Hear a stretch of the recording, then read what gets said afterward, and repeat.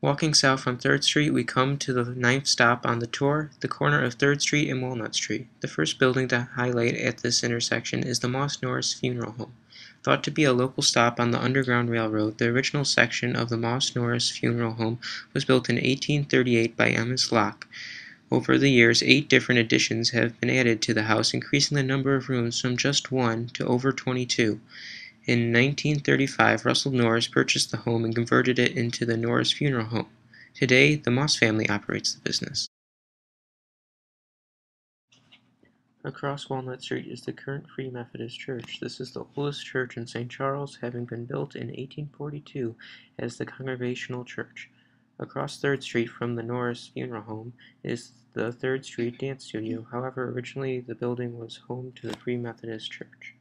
The church was built in 1882 with stones hauled from Ferguson Creek. In 1943, St. Charles native William Luckett, a noted African-American artist, painted a mural of the Good Shepherd behind the pulpit. When the dance studio moved in, they put up a false wall covering the mural.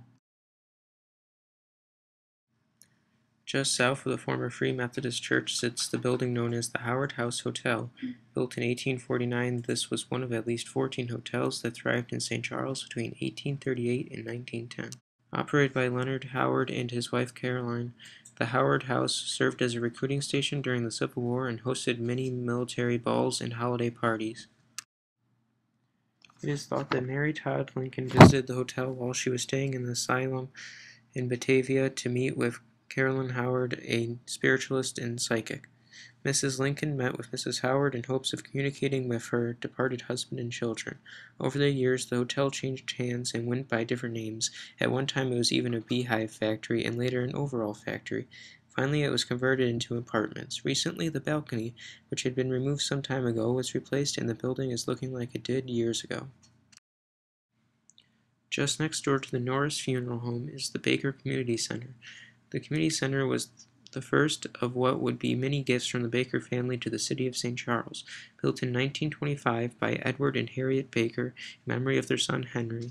The community center also honored all the men from St. Charles who fought in World War I. Their names can be seen on a plaque in front of the building. When it was first built, the community center boasted an indoor pool, grand ballroom, lounge, and meeting rooms for local organizations. The pool was later filled in and bowling lanes were put in.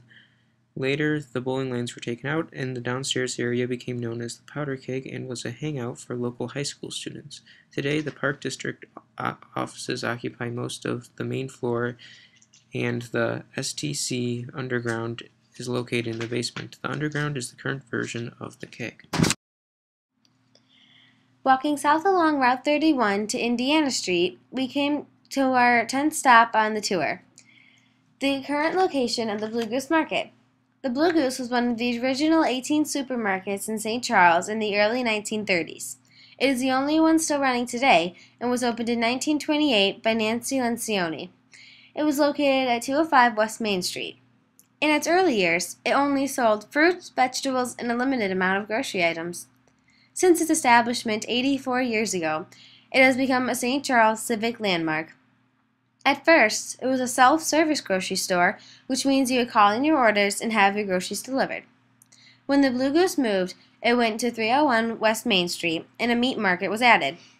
In 1963, the Blue Goose moved again to 164 South 1st Street. When its move was first announced, longtime customers were scared that the market would lose its personal touch. But the Lencioni's assured the customers that the only thing changing was taking telephone orders. In 1996, it was renovated and expanded. The customers could now shop at a full bakery and enlarged deli, floral, and meat departments. Across 1st Street from the Blue Goose is the site of the old Cable Piano Factory. Built in 1900, the Cable Piano Company manufactured pianos, inner playing pianos, and organs at this location until 1937, when the building was sold to the Howell Manufacturing Company from Geneva. Howell produced metal-framed furniture for homes and businesses. Howell occupied the building until 1987, when it was sold to developers and was turned into the Piano Factory Outlet Mall. In the fall of 2000, the old factory was torn down to make way for condominiums. In the early 1900s, the footbridge was built across the river because many of the employees at the cable piano factory lived on the east side of town. The bridge gave them a shorter route to walk. In 1957, the Illinois Street Bridge was built. This was the final joint gift from the Baker and Norris families. The bridge helped ease congestion on the Main Street Bridge and provided for a second round across the river. Walking east back across the Fox River and continuing down Riverside Avenue, we arrive back at Main Street and at our final stop on our tour. On the southeast corner of Main Street and Riverside Avenue sits the Arcata Building. Built in 1926 on the site of the old Birchhill Hotel by Lester Norris, the Arcata remains one of the most popular buildings in St. Charles. The Arcata opened on Labor Day weekend in 1926 and could hold 1,000 people, about a fifth of the population of the town at the time. Memorable vaudeville acts that performed at the Arcata includes Burns and Allen, the Edgar Bergen, and Charlie McCarthy. The John Philip Sousa Band and Lawrence Welk also performed on the Arcata stage over the years. As vaudeville came to an end and more movies were shown at the Arcata. One of the most well-known features of the theater is the organ that sits below the stage. From time to time, it is still raised and played for audiences. Today, the Arcata hosts a variety of events, including live performances, silent movies, and concerts. On the second floor of the theater building was the Club Arcata, a nightclub that hosted musical acts over the years and had fine dining rooms where patrons could enjoy a cocktail or meal before or after the show. In addition to the theater and the club, there was also the Arcata Rec Center, located in the building, just south of the Arcata, across Walnut Avenue.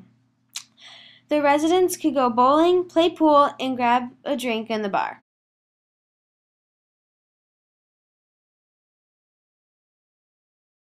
Across Main Street from the Arcata today stands a pizza restaurant. Originally, this building was the first general store started by the Minyard, Pearson, and Hunt Company.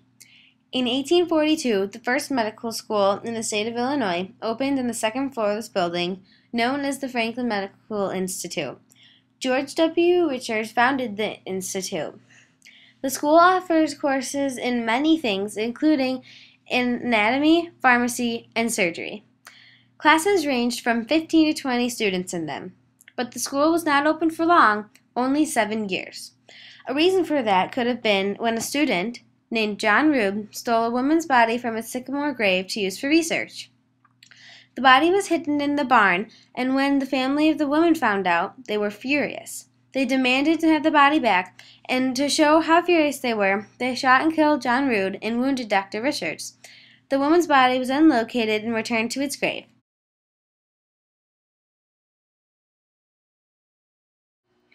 This concludes the Junior Historical Society's walking tour of downtown St. Charles.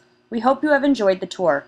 For more information on St. Charles history or the Junior Historical Society, please visit the St. Charles History Museum or feel free to contact us.